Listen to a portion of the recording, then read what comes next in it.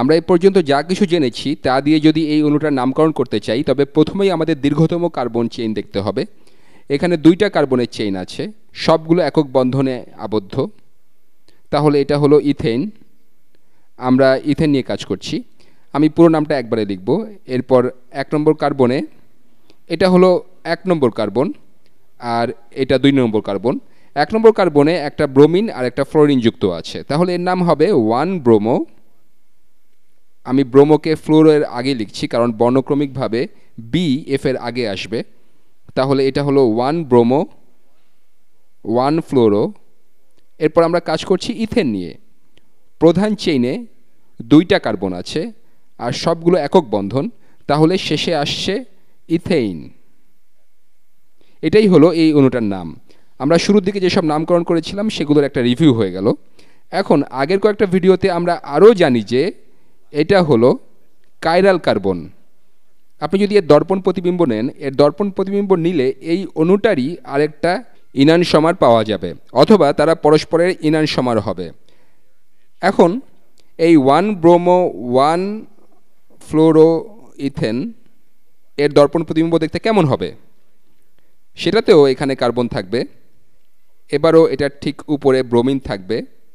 এরপর এই মিথাইল গ্রুপটা যেটা কার্বনের সাথে যুক্ত সেটা এবার বাম দিকে থাকবে, CH3।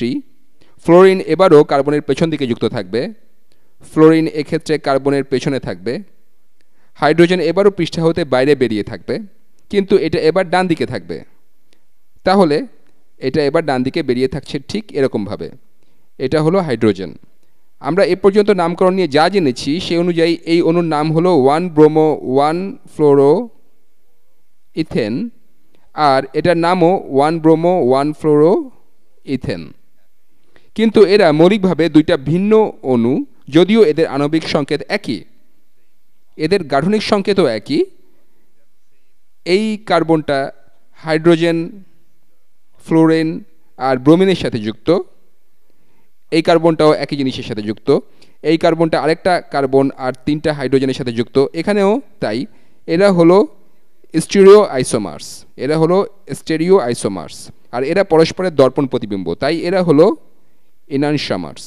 এরা আলোকে ভিন্নভাবে পোলারাইজ করে, আর কোনো রাসায়নিক বা জৈবিক সিস্টেমে এরা ভিন্ন ভিন্ন রাসায়নিক ধর্ম প্রদর্শন করে।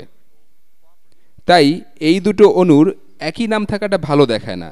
কিভাবে এই দুটোর মধ্যে পার্থক্য করা যায় এই ভিডিওতে আমরা সেটা নিয়ে আলোচনা করব। এরা হলো ইনানসামার্স, এরা হলো ইনানসামার্স। এখন আমরা এই দুইটার মধ্যে কিভাবে পার্থক্য করব? এখানে আমরা নামকরণের যে সিস্টেম ব্যবহার করব সেটাকে বলা হয় কান ইনগোল্ড প্রিলক সিস্টেম। এটা ভিন্ন কান, এটা আমাদের সালমান খানের খান নয়, এটা হলো CAHN KHAN নয়, খান ইনগোল্ড প্রিলক সিস্টেম। খান ইনগোল্ড প্রিলক সিস্টেম এটা ইনানসমারগুলোর মধ্যে পার্থক্য করার একটা উপায়। এর মাধ্যমে এই ইনানসমার 1 ব্রোমো 1 ফ্লোরো ইথেন আর এই ইনানসমার 1 ব্রোমো 1 ফ্লোরো ইথেনের মধ্যে পার্থক্য করা যাবে। এটা খুবই সোজাসাপটা জিনিস। এখানে সবচেয়ে কঠিন কাজটা হলো সঠিকভাবে অণুটাকে ঘুরিয়ে ভিজুয়ালাইজ করা, যে অণুটা লেফট হ্যান্ডেড নাকি রাইট হ্যান্ডেড। এবার ধাপে ধাপে আগানো যাক। তাহলে কান ইনগোল্ড প্রিলক সিস্টেমে প্রথমেই আপনাকে কাইরাল অণুটা চিহ্নিত করতে হবে। এখানে সেটা খুবই স্পষ্ট, এটা হলো এই কার্বন। আমরা প্রথমে বাম দিকে অণুটার দিকে তাকাবো। এই কার্বনটার সাথে 4টা ভিন্ন ভিন্ন গ্রুপ যুক্ত। এরপর আপনাকে পারমাণবিক সংখ্যা অনুযায়ী এই গ্রুপগুলোর অবস্থান নির্ধারণ করতে হবে। এখন আপনি যদি উপরে যান, এই ব্রোমিন, হাইড্রোজেন, ফ্লোরিন, কার্বন যেগুলো এই কার্বনের সাথে সরাসরি যুক্ত, সেগুলোর মধ্যে সবচেয়ে বড় পারমাণবিক সংখ্যা কার? ব্রোমিন এখানে আছে, আমি গাঢ় রং দিয়ে এটা করি। 35 নম্বরে ব্রোমিন আছে, ফ্লোরিন আছে 9 নম্বরে, কার্বন আছে 6 নম্বরে, আর হাইড্রোজেন আছে 1 নম্বরে। এগুলোর মধ্যে ব্রোমিন সবচেয়ে বড়, তাই এর অবস্থানকে 1 নম্বর ধরছি। এরপর আছে ফ্লোরিন, এর অবস্থান হবে 2 নম্বর। 3 নম্বর হলো কার্বন, আর হাইড্রোজেন সবচেয়ে ছোট, সেটা হলো 4 নম্বর। আমরা নাম্বারিং করে ফেললাম। এর পরের ধাপে অণুগুলোকে এমনভাবে বিন্যস্ত করতে হবে যাতে সবচেয়ে ছোট পারমাণবিক সংখ্যার গ্রুপটা পৃষ্ঠার ভেতরে থাকে, সেটা যেন অণুটার পেছনে থাকে। এখানে হাইড্রোজেনটা এগুলোর মধ্যে সবচেয়ে ছোট, ব্রোমিন সবচেয়ে বড়, আর হাইড্রোজেন সবচেয়ে ছোট। তাহলে আমরা হাইড্রোজেনকে অণুটার পেছনে রাখবো। এখানে যেভাবে আঁকা হয়েছে তাতে এটা অণুটার সামনে আছে, এটাকে অণুটার পেছনে নিয়ে যেতে হবে। এটা ঠিকভাবে ভিজুয়ালাইজ করাটাই এখানকার সবচেয়ে কঠিন অংশ। এখানে ফ্লোরিন পেছনে আছে, এটা পৃষ্ঠার তলে আছে, এটা পৃষ্ঠা থেকে বের হয়ে আছে। আমাদেরকে হাইড্রোজেনটাকে পেছনের দিকে নিয়ে যেতে হবে, সেজন্য অণুটাকে ঘোরাতে হবে। আপনি কল্পনা করুন যে এই অণুটাকে আমরা এই দিকে ঘোরাবো, অণুটাকে এই দিকে ঘোরাবো যাতে এবার হাইড্রোজেনটা পৃষ্ঠার পেছনের দিকে যায়। আমি এটা আবার আঁকি। এবারও কার্বনটা এখানে থাকবে। এখন আমরা যেহেতু এটাকে এভাবে ঘোরাচ্ছি, এটাকে একটা বৃত্তের প্রায় 1/3 বা 120 ডিগ্রিজ ঘোরাচ্ছি, তাই এই হাইড্রোজেনটা এবার ফ্লোরিনের আগের জায়গায় যাবে। হাইড্রোজেনটা এবার এখানে আসবে, যেখানে আগে ফ্লোরিন ছিল। হাইড্রোজেন এবার এখানে থাকছে, আর ফ্লোরিনটা এখন যেখানে মিথাইল গ্রুপ আছে সেখানে আসবে। তাহলে ফ্লোরিন এবার মিথাইল গ্রুপের জায়গায় আসলো। ডটেড লাইন দিয়ে এটা পেছনে আছে বোঝায়, এটা বোঝাচ্ছে যে এটা পৃষ্ঠা তলে আছে। আর এই মিথাইল গ্রুপটা এখন যেখানে হাইড্রোজেন আছে সেখানে আসবে, সেটা বাম দিকে যাবে আর পৃষ্ঠা হতে বাইরের দিকে থাকবে। তাহলে মিথাইল গ্রুপটা এবার পৃষ্ঠা হতে বের হয়ে আসছে, আর সেটা এবার আসছে বাম দিকে। তাহলে আমরা এটাকে শুধুমাত্র প্রায় 120 ডিগ্রি কোণে ঘোরালাম, এটাই এখানে কঠিন। আমরা এটাকে পেছনে নিয়ে গেলাম। আমরা কাইরাল কার্বন শনাক্ত করার পর আর পারমাণবিক সংখ্যা অনুযায়ী গ্রুপগুলোকে নাম্বারিং করার পর এটাই প্রথম ধাপ। ব্রোমিন কিন্তু এক্ষেত্রে উপরেই থাকবে, ব্রোমিন উপরেই থাকবে। এখন সবচেয়ে ছোট পারমাণবিক সংখ্যার অণুটাকে পেছনে নিয়ে যাওয়ার পর আপনাকে 1 থেকে 3 পর্যন্ত বাকি অবস্থানগুলো দেখতে হবে। এখানে 4টা অণু আছে। এখানে সবচেয়ে বড় পারমাণবিক সংখ্যা ব্রোমিনের, যার অবস্থান হলো 1।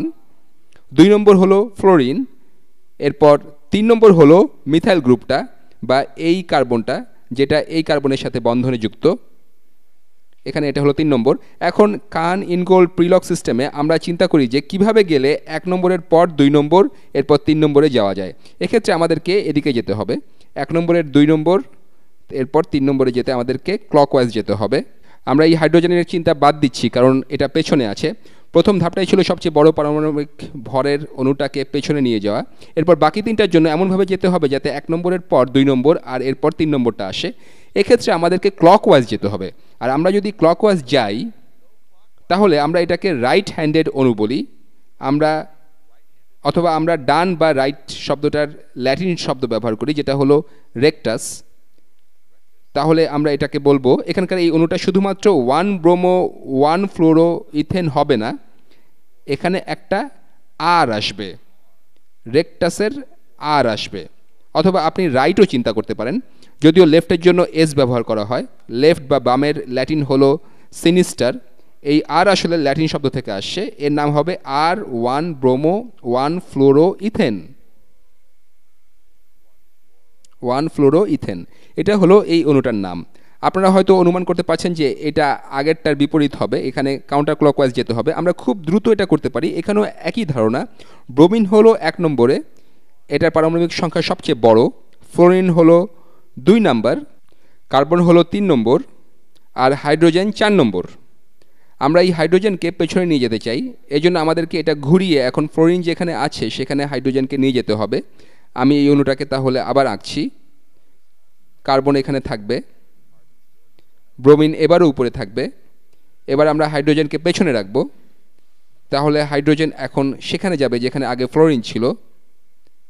এখানে হাইড্রোজেন, এই মিথাইল গ্রুপটা এবার ঘুরে আগে যেখানে হাইড্রোজেন ছিল সেখানে যাবে। এই মিথাইল গ্রুপ যার কার্বনের সাথে 3টা হাইড্রোজেন যুক্ত আছে, সেটা এবার ঘুরে হাইড্রোজেনের আগের অবস্থানে আসবে। সেটা এবার পৃষ্ঠা থেকে বাইরে বেরিয়ে থাকবে। আমরা এটাকে এদিকে ঘোরাচ্ছি। এবার এখানে এটা হলো মিথাইল গ্রুপ, আর এই ফ্লোরিন এবার আগে যেখানে মিথাইল গ্রুপ ছিল সেখানে যাবে। তাহলে ফ্লোরিন এবার এখানে যাবে। তাহলে এবার কান ইনগোল্ড প্রিলক সিস্টেম অনুযায়ী এটা হবে 1 নম্বর, এটা হলো 2 নম্বর, এটা নম্বর হলো 3। আপনি যদি 1 নম্বর থেকে 2 নম্বরের মধ্যে দিয়ে 3 নম্বরে যান তবে আপনি এদিকে যাবেন। তাহলে আপনি কাউন্টার ক্লকওয়াইজ যাচ্ছেন। আমরা কাউন্টার ক্লকওয়াইজ বা বাম দিকে যাচ্ছি। বাম বা লেফটের ল্যাটিন শব্দ হলো সিনিস্টার। সিনিস্টার শব্দটা লেফটের ল্যাটিন শব্দ। তাই আমার মনে হয় ডান দিক হলো ভালো, এবং মানুষ হয়তো মনে করতো যে বাঁহাতি মানুষ খারাপ, অথবা আপনি যদি ডান দিকে না যান তবে সেটা খারাপ। আমি ঠিক জানি না, সিনিস্টার শব্দটাকে এখন প্রচলিত ভাষায় কোনো নিন্দার্থে ব্যবহার করা হয়।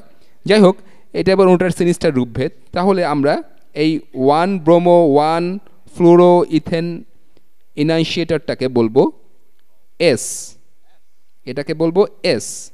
এস হলো সিনিস্টারের জন্য, বা লেফট বা কাউন্টার ক্লকওয়াইজের জন্য। তাহলে এটা হলো S1-bromo-1-fluoro-ইথেন।